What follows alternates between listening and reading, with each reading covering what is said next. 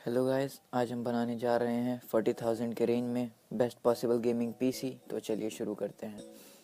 तो दोस्तों, जो हमारा आज का पीसी बिल्ड है वो उन लोगों के लिए है जो लिमिटेड बजट में फुल एचडी यानी 1080p गेमिंग एक्सपीरियंस करना चाहते हैं। आज का हमारा जो पीसी बिल्ड रहेगा, इसमें आप हर गेम 40+ FPS पे खेल पाएंगे। तो चलिए शुरू करते हैं हमारे CPU से। अब जो CPU मैंने चूज़ किया है वो है इंटेल की साइड से Core i3 6100। ये जो CPU है ये आपको अमेज़न की साइट पे 9600 का देखने को मिल जाता है। और ये CPU इंटेल की तरफ से स्काईलेक बेस्ड आर्किटेक्चर का CPU है। इसमें आपको 2 कोर्स और 4 थ्रेड्स देखने को मिल जाता है।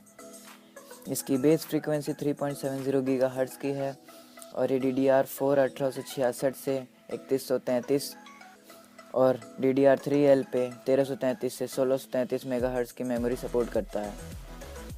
और इसमें आपको इंटेल HD ग्राफिक्स 530 का इंटीग्रेटेड ग्राफिक्स देखने को मिल जाता है।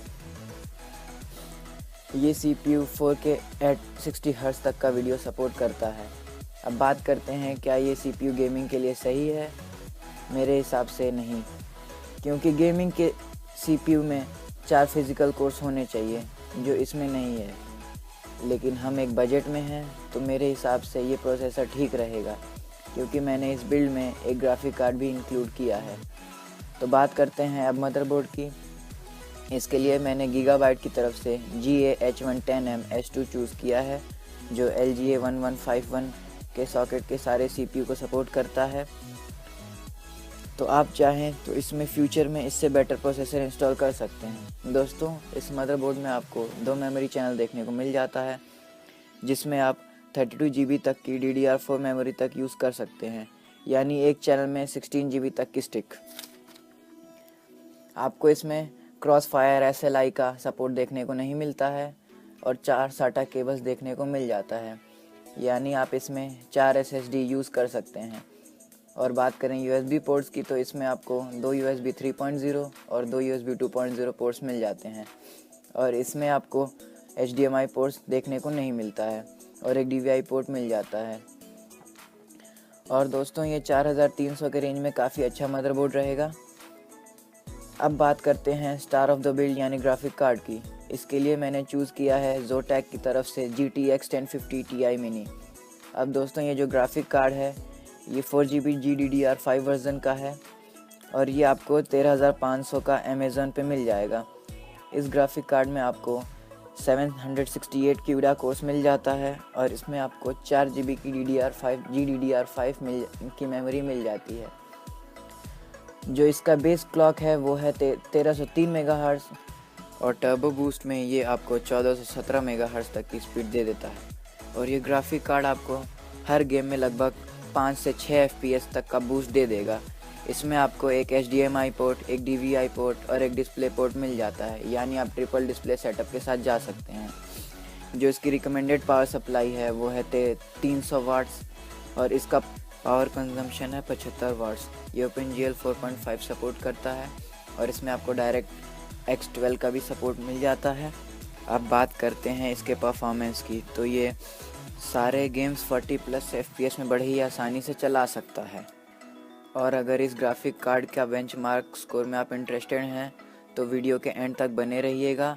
अब बात करते हैं रैम की, तो इसके लिए मैंने कॉर्सायर का वेंजेंस PPX 24 मेगाहर्ट्ज़ का स्टिक चूज़ किया है। अब बात करते हैं मेमोरी की, तो हमारा मदरबोर्ड केवल 32 GB तक की मेमोरी सपोर्ट करता है। तो या तो आप 8 GB की एक स्टिक ले लीजिए, नहीं तो अगर आप 4 GB की 2 स्टिक लेते हैं तो फ्यूचर में आपको इसे बढ़ाने के लिए एक स्टिक हटाना होगा। इस बिल्ड के लिए मैंने जो रैम चूज़ किया है वो आपको अमेज़न पे 4850 का मिल जाएगा। इस बिल्ड के लिए 8 GB काफ़ी रहेगा, आपको 16 GB पे जंप करने की ज़रूरत नहीं है। 8 GB पे 90% गेम्स बिना किसी प्रॉब्लम या लैग का चल जाता है। तो अब हम बात करते हैं पावर सप्लाई की। इसके लिए मैंने चूज़ किया है कॉर्सायर की तरफ से VS450। ये 450 वाट का पावर सप्लाई है। ये आपको अमेज़न की साइट पे 2600 का देखने को मिल जाएगा। हमारे इस बिल्ड के लिए 450 वाट का पावर सप्लाई काफ़ी है।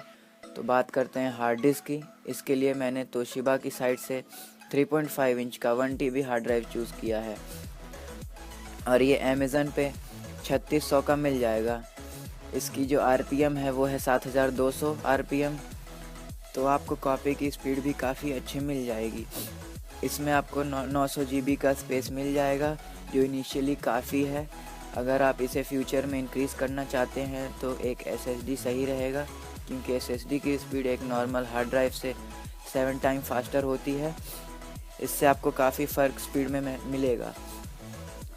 तो बात करते हैं अब कैबिनेट की। तो हम एक गेमिंग PC बनाने जा रहे हैं, तो वो गेमिंग PC की तरह दिखना भी चाहिए।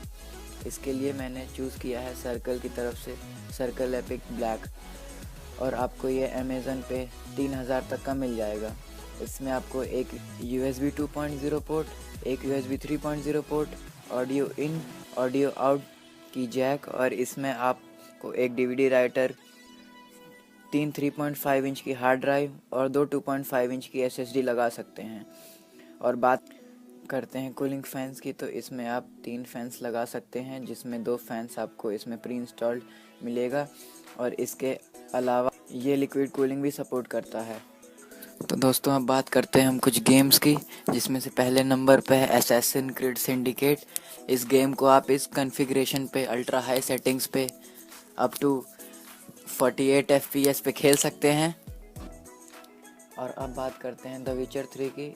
इस गेम को आप अल्ट्रा सेटिंग्स पे अप टू 62 FPS पे खेल सकते हैं। और फाइनली अब बात करते हैं GTA 5 की। इस गेम को आप वेरी हाई सेटिंग्स पे अप टू 60 FPS पे खेल सकते हैं। तो फिर दोस्तों, ये वीडियो अगर आपको पसंद आया हो तो चैनल सब्सक्राइब करना ना भूलें, और इस वीडियो को लाइक करना ना भूलें। और ऐसे वीडियोस के लिए तो अब मैं चलता हूँ।